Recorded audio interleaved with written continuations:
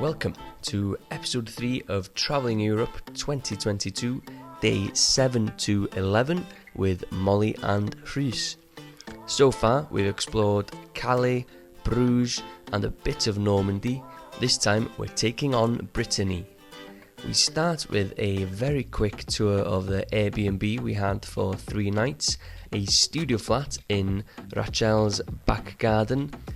My personal favourite Airbnb yet, nothing too fancy, but it had everything we needed. The hospitality was outstanding. Every morning there was a tray full of breakfast waiting for us, and we needed the energy as we had a long day ahead. First, we toured the nearby coast, following our noses really, where we came across a public garden which had some very interesting sculptures. I've had to blur them out, but I think you get the picture.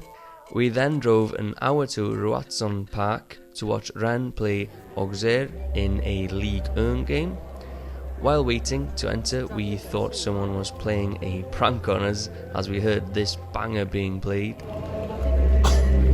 Yeah, it's probably what it is now. Turns out the Rennes anthem, which is also the national anthem of Brittany, has the same tune as Hen Lad Van Hadai, the Welsh anthem. In modern stadium, the atmosphere was immense. The match finished a resounding 5-0 victory to Rennes.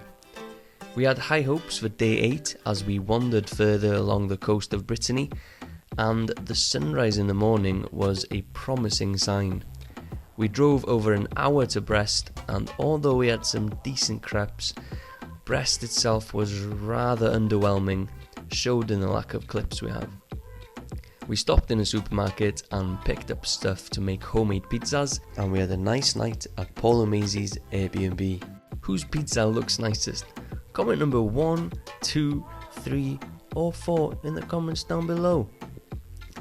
On day 9, we left our lovely little Airbnb and headed to our second camping spot in Tours.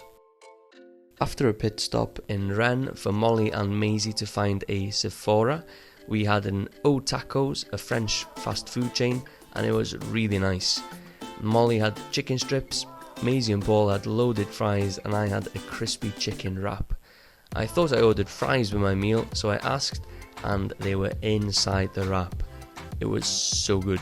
I don't know about you guys, but I have to have something sweet after every meal. So we had a yogurt factory, another chain that's everywhere in France. We were allowed 4 toppings for a small tub for €4.90. A bit pricey, but it was quite tasty to be fair. We then headed back to the car. We parked in an underground car park, but Paul's truck just wouldn't fit, so they parked above ground. And unfortunately, when they returned to the truck, this is what they found. Someone had broken into the truck and stolen both their backpacks. In broad daylight in a busy square, we really couldn't believe it. Molly and Maisie headed to the nearest police station, where the officer basically told them to do one and try the next town. It was just so disappointing. We forgot about Sephora and headed to the campsite in Tours, set up our new tent, making sure the poles were in good condition this time. Happy with our setup, we went and admired the beautiful sunset, hoping there were signs of things to come. On day 10, we caught a train to the centre of Tours, and while Molly and Maisie continued on their quest to find a Sephora, Paul and I went around Tours admiring the different landmarks. The highlight being St. Gothian Cathedral. I'm really sorry if I butchered that name. The stained glass inside was mesmerising.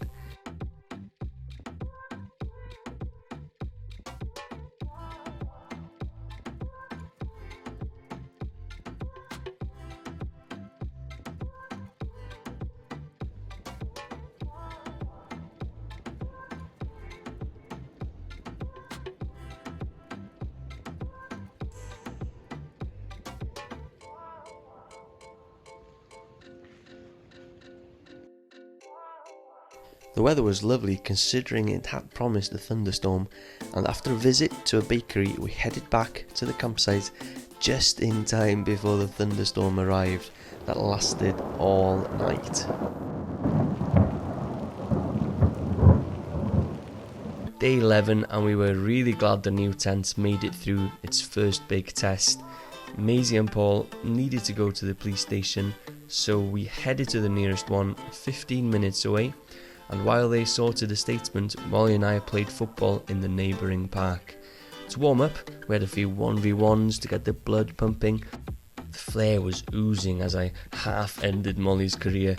This guy's the best player in the world at the moment, there is no doubt about that.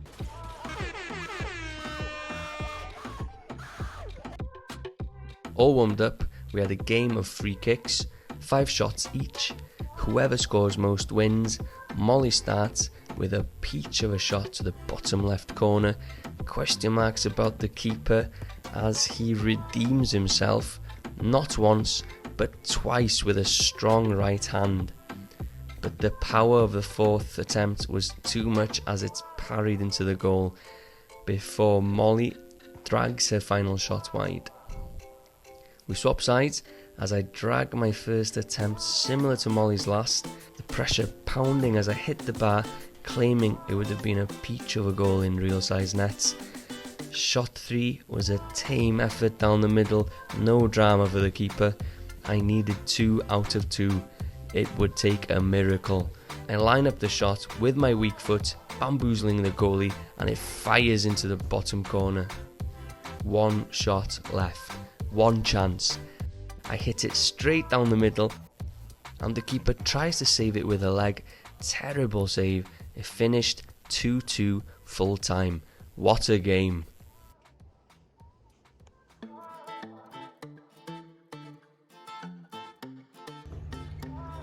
Came to refill the water bottles. I thought I'd just give you a quick tour of the facilities at the campsite. So here we go, some nice clean toilets. If you just pop over this side, I have checked that it's empty. We have the showers and the sinks. Nice hot shower every morning, spot on. Come out here, we have the drinking water and the sinks to wash up your dishes. Right guys, welcome to our little humble abode. So we'll start off here with the cart. Basically this is where we keep all our stuff and make sure to lock it at night. Follow me. Here we have the new and improved tent 2.0, 3-man pop-up from Decathlon, brand spanking new, €110. Bargain? I don't know, but it works. It's still up after 3 nights of heavy rain and thunder and lightning, and it does the job. It's big enough for Molly and me, just about. Here we are, Paul's lovely truck with the broken window. Just want to zoom in on that part more. There we are. Basically, someone, you know the story. Paul has an awning from his truck, which is handy to do the cooking. I'm the residential chef at the moment. I've been cooking up some pasta, eggs, sausages, just you name it, it's been cooked on this table. There's also some places to store stuff, like cutlery, etc. Here we have Paul and Maisie's tent, the North Face Jumbo 557, I believe it's called. And in here we play our card games, have a little chill, and store the fridge for all the ingredients. So that's it guys, that's our camping setup. What would you rate it out of 10?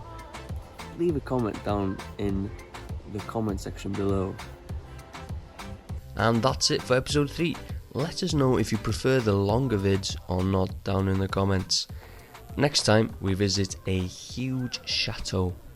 Thanks for watching, and we'll see you next time.